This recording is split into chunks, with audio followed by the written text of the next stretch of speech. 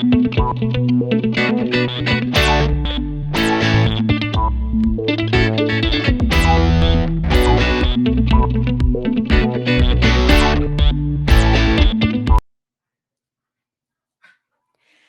and welcome to another episode of Corgi Town USA. I am Candy, owner and host of the podcast. To my right is Kat. Hello, I'm Kat. To my right is Digby, my little corgi. And in my lap is Chuckles, our spokes Corg, as Yes. always. I think he's taking a little nap. We just had lunch. Then we have Mortimer, Booger, and Hammer, the rest of the Corgi committee in studio. That's So, as always, we are known to lose equipment. We'll come right back if there's some frapping or some works. We might have a little cut in. You know, it happens. This is a Corgi podcast, Corgi Town, where the Corgis run the town. That's right. So, we have been talking a little bit this season about what's in a breeder. Yeah. Good ones, bad ones, breeding, why it's kind of a science, why we want to leave it to the professionals and et cetera, et cetera. Yes. Because we're very passionate about our breed and healthy pups. Yeah. In general, you know, the breed, of course, the purity, if you will, of the breed, health. Yeah. You know, We're not elitist by any means. we're not elitist. The corgis they're our favorite here, but they are. we love all the doggos, and this kind of the attitude towards breeding is the same with all the breeds as far as my opinion is, Right. and that's the preservation breeders I'm a big fan of because the good ones do genetic testing and they breed for temperament and good health and good conformation, so there are fewer diseases and structural problems and things, and Exactly. breeding healthy pups, and those breeders will take dogs back if anything life circumstances happen. Right. So because of those reasons, fewer of those dogs wind up in shelters Yes. and in rescue. Yes. So we have a real estate professional today that has corgis, or a corgi, and she wants to talk to us a little bit about that and kind of a foray she had into breeding her. Should we bring her on? Absolutely. All right. Let's welcome Sorcha Porter. She is a real estate professional, also has her own podcast, which we will share some of that information in the description box as well. But Sorcha, welcome. Hi, Sorcha. Hi, thanks so much for having me. I'm excited to be here. Oh, thank you for taking time out of your busy schedule to join us. And we definitely, are appreciative of your voice and what you have to say and your experience. But please tell us about your dogs. Yeah, so I have 3 corgis, or I guess what I would call them kind of knockoff corgis. You know, like the Prada bags you buy out of the back of someone's like car trunk. But you know, you really love them. Yes, that is what my corgis are. I didn't know much about the breed when I got our first one, and as one does, you get one, and then you're like, well, that one needs a friend, and then you get that one a friend, and you're like, okay, I have to wait 18 months to fix them, right. and then you don't ask the question of the vet, you know, when do they go into heat? And then in my case, I think it's interesting that you called it a foray into breathing. I feel like it was a train wreck into breathing. Foray is the cleaned up language. Maybe. Yeah. It was a crash into breeding. And so, you know, we were trying to wait 18 months to let, you know, all the growth plates close, you know, trying to be responsible dog owners.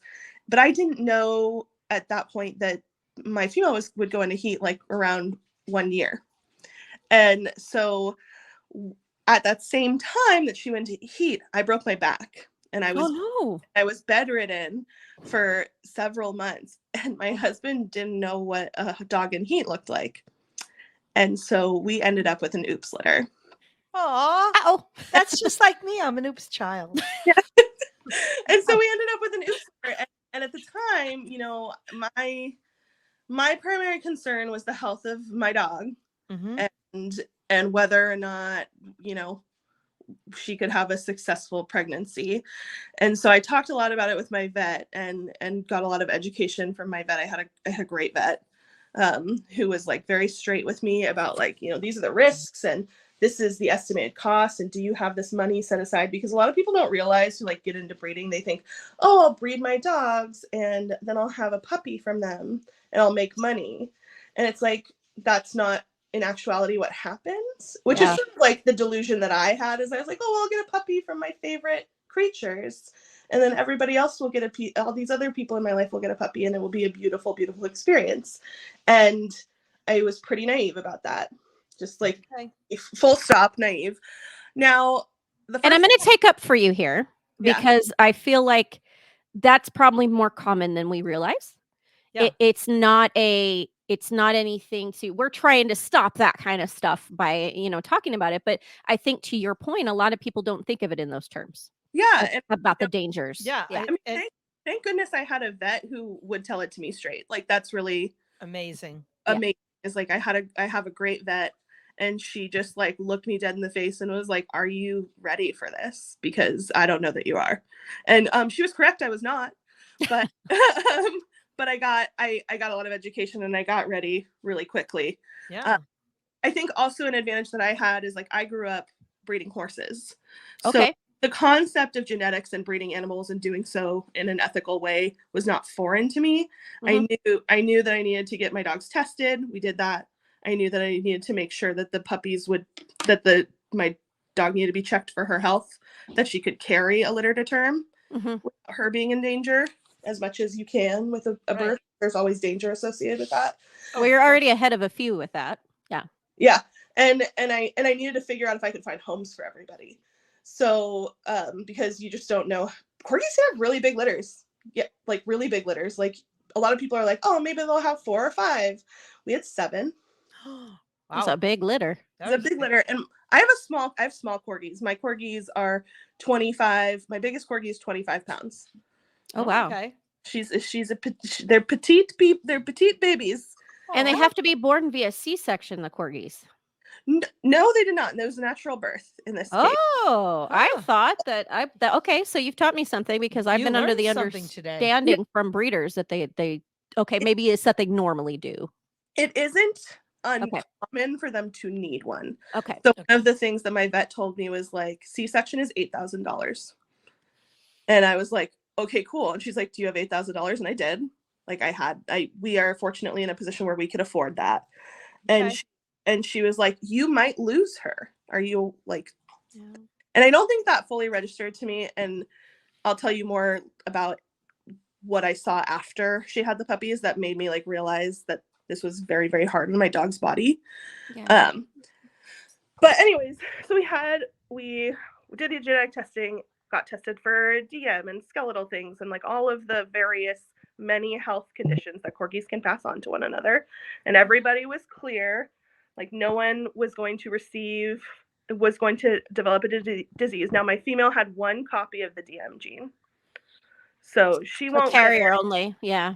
She's carrier only, so she won't get it. But my male actually had better genetics than my female. And he was totally clear of everything, which is interesting because I remember that breeder, and at the time I didn't think a lot of it, had told me that her dogs were tested. Mm-hmm. But they, like, it didn't register to me. I was just like, he's so cute, I'm taking him. But and it's interesting to me, did your breeder not have a no breed contract? No, they didn't. There's no contract. Okay, that's interesting to me, because that's one of the kind of the not that I'm throwing yours under the bus, but that is one of the things that we recommend, is that you get one that you have an agreement not to breed. Yeah, and so that was actually something that I set up for the people who adopted my puppies. Mm-hmm. Okay. It's like, after I got everyone tested, I was like, okay, now what's the next step? And I, like, went to all the corgi pages and I read things, and I asked other breeders, and I connected with breeders of other dogs in my area because there weren't any corgi breeders near me, and was like, okay, tell me what I need to do. Like, what do I need to do to make sure that I do this as best as I can now that we're in this situation? And because the other option was to terminate the litter, and you can terminate a litter in utero. That is the thing you can do, and they do it for the health of the mother. And there's not risks there either.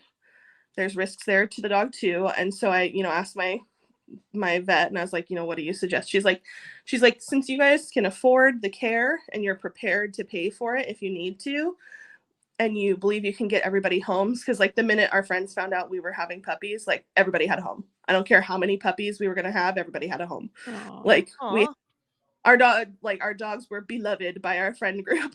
So Yeah. everybody was really excited about that. So that wasn't a thing I really had to worry about. I actually had like a waiting list for the puppies. Oh, in case wow. someone backed out.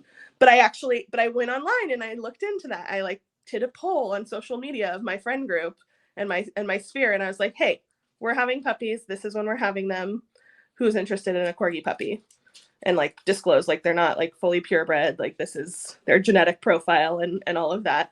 And everybody had a home. And I did the math on how much it would cost to get everybody their initial checkups and their shots, and if Arwen needed an C-section, and went through all of that process. It was so much more than I thought it would be, guys. It was like just so much more money. I don't know how breeders are making any money.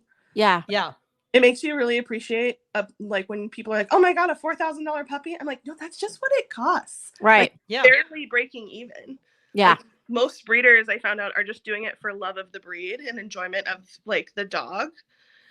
And most of them are not profitable unless they're like show champions. Right. Okay. Yep. So I was like, we didn't make any money off of this. So if you're out there and you think you're going to breed your dogs and have a beautiful litter of puppies and make a bunch of money, like just think again. That's not happening. Nope. Yeah. Like you're not. It's not possible with the cost if you're doing it ethically with the cost of that care. Right. And so all said and done, the birth went beautifully. She delivered all puppies safely. Everyone was in good health. Yay. Yeah, we had no problems with that. And Arwen handled it great. That's my female. They all have Lord of the Rings names. I love it. So Arwen, Gimli, and Pippin. Oh. Pippin is the puppy we kept. But yeah, so everything went really well with that. But what was actually the part that was the hardest was after they were born. Nobody told me that it's like actually having 7 babies. Yeah. And you are up all the time. Mm-hmm. I had to like set up, I was spending most of my time in the whelping room, which was our back bathroom. Mm-hmm. And we had like a kiddie pool as a whelping box because I couldn't find anywhere online to get a whelping box because of COVID. I just couldn't get one shipped to me. Okay. Yeah. So one of the things that is a risk when you don't have a whelping box is that mama can roll over and crush a baby unexpectedly. Right. And so I set up cameras at different angles in the whelping room and just was watching them on my phone all of the time. Ooh. Because I was just so stressed she was going to squish one of them in the first couple weeks because that's when they're in the most danger of that. Oh man. And we made it through that, and I slept in my bathroom several nights, and it was how's that for your healing broken back there? Exactly. Right. It was super bad. I was at the point there where I was relatively stable and I could sit in a chair and lay down and stuff. It was just when they got pregnant that I was bedridden. So yeah, that all happened. And then there's raising a bunch of puppies. If anyone who's listening has ever had a puppy, yeah, they are a lot of work. Mm-hmm. And when you multiply that by 7, it's a lot more work. Yeah. Whoa. Yeah. Yeah. No, you've done puppies. I don't think I've ever done any sort of puppies. Kitten is the closest I've ever come. Cat's Corgi was my foster. Yeah. Oh, that's wonderful. Yeah. Yeah. We so we had 7 puppies, and things that I didn't expect that happened is the floors in my bathroom were destroyed. I imagine 7 puppies and multiple poopies and peepees a day. Yeah. On wood floors means that your wood floors are ruined. Oh no. And the biggest thing that was hard to see though was how hard it was on Arwen's body. Pregnancy is hard on any body. Yeah. But, the thing that you have to do that a lot of people don't realize is they don't have much room in their stomachs when they're pregnant. So all the fat that you see on a fat mama pregnant Korg is not actually fat, it's puppies. And a lot of times after the puppies are born, they just look like skin and bones, and that's what she looked like. So we had to work really, really hard because she was exhausted to keep her weight up. So I would literally sit next to her whelping box and hand feed her handfuls of cottage cheese and high protein puppy kibble. Yeah. Well, and they lose a lot of nutrients through feeding the litter. Right. Yeah. That's I know with humans, women lose a lot of the baby fat calcium and from calcium and everything, and the baby fat when they nurse. Yep. And there is no such thing as little puppy formula. I mean, there is, but you don't do that. Yeah, it's I was very fortunate that she had no problems nursing, which is a thing that can happen to corgis, especially smaller dogs. Yeah. Because like there wasn't I realized like a week before they were born, I was like, I don't have feeding tubes or anything for these puppies. So I had to like ship them on Amazon and get formula and like research videos on how to tube feed a puppy. No one needed it, thank God. Yeah. Yes. Yay. but it was very hard on my dog. And what I saw that afterwards I like really regretted was that like she was very stressed because she's, taking care of all these puppies, and every sound from a garbage truck driving by. I live in Portland, Oregon. It's a big city. We're like in an urban area. So every crap from the garbage truck, every dog barking outside would just send her into anxiety because she's trying to protect these puppies. And so we had to do a lot of work around like getting like pheromone diffusers. There's classical music playing in the whelping room all the time. It was just like, and I had to sit with her like 24/7. So I just don't know how anyone could do this successfully if they were working any sort of full-time job, because at the time I was not, because of my back. I'd taken the time off, so I was able to be with her, but it was just a million times more work. Now, I will say this, there is almost nothing better in the world than walking downstairs and seeing a literal herd of corgi puppies come running towards you. Oh, my heart. the cutest thing I've ever seen in my life. It is super rewarding to like get photos of them from their family. We have a litter Facebook page that I made because like all the families wanted photo updates, and I was like getting real tired of texting 7 different families. So I was like, I'm making a Facebook page. I will update it daily. And so that Facebook page remains, and I get updates from their families of them going to like the Corgi meetup in Seaside, Oregon. Every year, or like some of them will get together for play dates. Birthday party, yes. Yeah, we didn't get to do a birthday party last year because I was out of town for their birthday. But we did do we're on year 2, so we did first year update, and everybody sent in a little video and talked about like their favorite memory of the year with their puppy and like what they've turned into before, and the day they got the puppy picture and the day of their birthday picture. So it's been really, really sweet. But honestly, guys, if anyone's listening out there who's thinking they might want to breed their dogs, don't. I would not recommend it unless you plan to be a career breeder. Yeah. Right. It was super rewarding. I'm glad we had the experience, but if I could go back and tell past Sorcha anything, it would be, don't do it. I would have terminated the litter because it was so hard on Arwen's body. Now she is fine. She is healthy. Thank goodness. She is doing, sure, I don't know if I can, that's her. If you're listening, just please go to our YouTube page so you can see a little picture of Arwen. Oh my goodness. She's splooting next to me. She hangs out with me at the desk. You'll also get to see a picture of my very messy dining room table, but that's life. But yeah, so she's great. And we got to keep one of the puppies, Pippin, who is absolutely the best parts of both her parents. She's super, super sweet. She's actually, all of our corgis are crate trained, and when they get bored of me, they go lay in their crates. Independence. And they're off. Yeah. That's where she is right now. But it was a really rewarding experience, but I really don't think, A, if you're thinking there's money in it, there's not. Right. And B, like, it's really stressful. Now, one thing that was really sad was one of the families, their puppy died on accident. He got into some poison, some rat poison, and he died. My first corgi that happened, luckily I got him help really quickly, and he ended up living for 15 years. Thank God.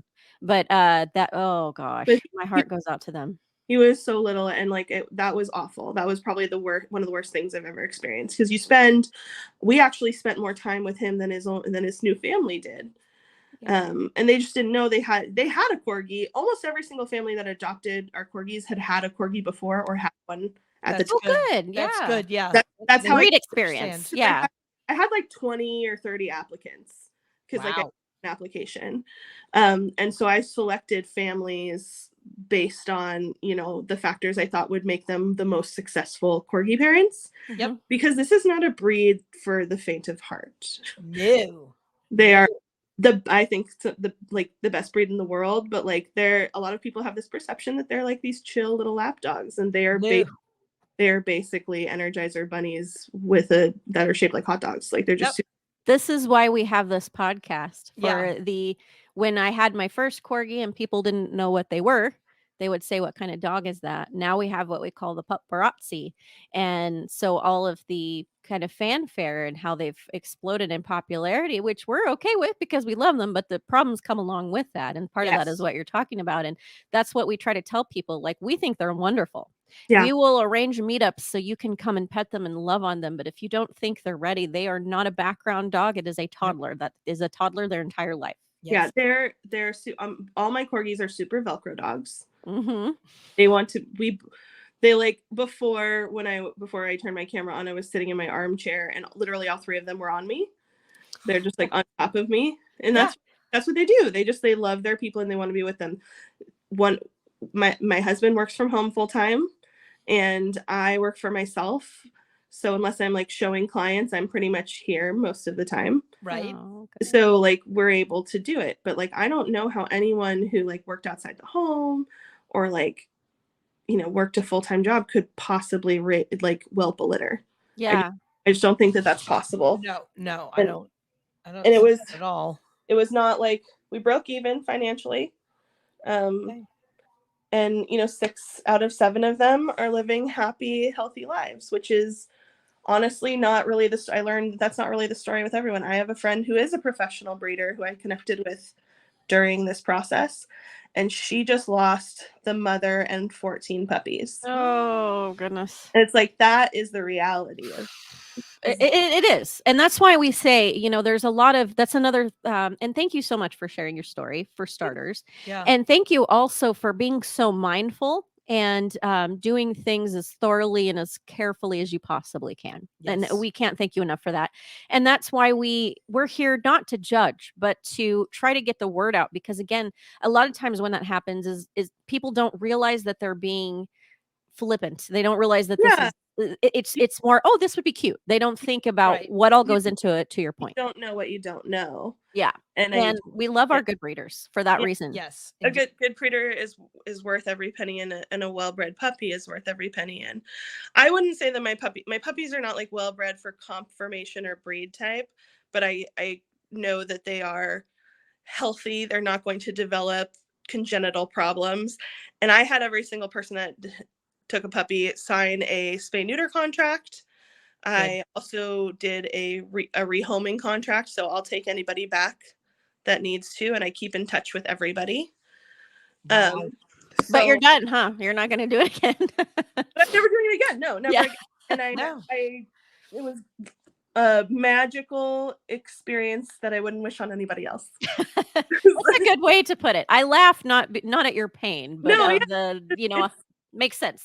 Yeah, it is. You have to laugh at the things that are stressful, and it was awesome. Like, it really was. But I just can't recommend it to anyone, and I just think that breeding should be left to the professionals now that I've experienced this. And that is like the message. I was excited when you asked me to come on the podcast, because I was like, yeah, I'll tell people how it really was, because it wasn't what I expected. And if I can save anyone else the $12,000 in costs and the 2 full months of basically 2 to 3 hours of sleep broken up by 2 to 3 hours of not sleep every night, I will. Oh my gosh, yes, is- thank yeah, you. that And is a you are lot. correct, and that is a great way to wrap it up. And I agree that yeah, if you're listening or viewing and you know you love your dog, you would love to have some puppies, please take all these points into consideration. Yeah. There's a reason, you know, there's a lot of fervor between adopt don't shop, and we are 100% behind adoption. I have a bunch of rescue corgis here. But we believe that if you want one from a puppy, then yeah, we definitely we love our good breeders because they're the ones that are preserving the breed and keeping them healthy and keeping them good breeding stock going forward so that we can have healthy companion animals for long periods of time. Right. So, Yeah. and Sorcha, thank you so much. We will wrap it up. We don't want to keep you all night, but please tell us very quickly how we can connect with you. If you are a corgi person, you're in the Portland area, Sorcha is actually a real estate professional, and we like to deal with our own kind because they understand our crazy. Yes. And we would love for you to tell them where to find you and also about your podcast that's related. So please tell us briefly, and I will share those in the description box as well, those links. Yeah, so you can find me at Sorcha, Sorcha, Homes, HOMES.com. You can also find me at Living Room Realty. That's my brokerage. And my podcast is The Ladder Cast on Spotify and Apple Podcasts. I specialize in teaching people how to purchase homes that will make them money. So, short term rentals, mid-term rentals. I teach you how to set them up. Or people who want to like turn their backyard into private dog parks. That's a thing I've done before. For those of you Ooh. Love corgi it. people Love can it. get on Sniff Spot and make some extra dough and have, playmates rotating through your backyard for your corgis. So, yeah, hit We me up. need to make it up to Cannon Corgi Beach Day. Yeah. Need some Okay. people. We had the poor corgi actor Bentley Farah, and so Bentley is in the detective show. Why is it escaping me? Yeah. Dirk Bentley. Dirk Oh, Gently's. Yeah, we had them on the show, and they were able to make it up to Cannon Corgi Beach Day, and they really had a good time. And so we need to make it a point to try to make it out there one of these days. Absolutely. it's pretty cool. I haven't gotten to go since like pre-COVID, but most years, most of the puppy parents go and they all meet up at at Cannon Beach Day together. Oh, Okay. yeah. A photo of all my babies. We'll have to do that, and we'll Oh. reach out to you, and maybe we'll get one of those sniff spots, and then do a little meetup for Corgi Town USA, and meet some of our friends in the Yeah. area. That'd Yeah, be we're amazing. close to SoCal, so we do. We usually have a booth actually at the Corgi Beach Day events and Corgi Nationals, Yep. but we want to branch out and go to some of the other regional ones as well. Go up north. Yeah, That'd for be- sure. There's a lot of corgi lovers in the Pacific Northwest. Yes. Yeah. Well, thank you so much, and we will let you get back to your busy schedule. And again, we can't thank you enough for what you did and doing things the right way. And we're glad that you're healed and walking and not in bed with a broken back anymore. Yeah. But yes, we will share those links in the description box if you want to connect with Sorcha if you're in the area. And thank you again. We really appreciate it. Thank you. Guys. Have a great day. You You too. too. Bye. Bye. I'm so touched that she, that is the perfect way to move forward with, oops, we Right. have an oops. Let's go and do our genetic testing. Let's go and connect with people who do this professionally. I mean, Right. what a beautiful end to the story. Let's do this right. Yeah. And let's not, just decide that, what the hell. Well, and this is how good work gets done. This is how we advocate for these animals is we're not here to judge you. We are No. not here to judge anyone who does have a backyard. That's not why we're here. We want you to have the information. This is why it's not recommended. One, preservation breeders breed for these good, healthy stock. You may Right. not be so lucky as Sorcha's just described. You can lose your mom in the litter. You can have complications with the pregnancy. They can come out with genetic maladies. There's just so many things as to why breeding is a professional thing, and it should be. Right. And sometimes people don't think like, oh, they're wild animals, quote unquote. that that it should be natural for the no. It's not natural this No. many generations back what we've done with dogs. Yeah, no, it's not. They're And not wild, they're domesticated. That's why we need to advocate for them and care for them. it doesn't come naturally. Yeah. Every step of it, as Sorcha said, every step of it has got to be looked at and examined. And are we ready to do the C-section? Are we ready to potentially terminate? Are we ready to do this? Are we ready to do that? There's so much to look at. Yeah, definitely. So I'm glad that it worked out for her. I'm glad that with a she lot didn't- of careful with maneuvering. a lot of Yeah. careful maneuvering. I'm glad she didn't say something like, "Oh, well, here's where we can take shortcuts." And no, this is best left to the professionals. So Yeah. And this is the best story I've heard with an accidental litter. This is somebody who Yes. really stepped forward and said, we're going to do this the right way. And Mhm. I love that the puppies are connected and everybody's Yeah. talking, and what a that's cool. beautiful thing. So, All well, we right. hope this helped you. If you know anyone who's thinking about having a litter and haven't before, or you yourself are thinking about it, we hope that you take all this into consideration and reconsider. Yes. But thank you so much. As always, we're here every week for you. All things Corgi, Candy, Cat, Chuckles, Mortimer, Digby, Booger, and Hammer. All of them. See you next week. See you next week. Bye.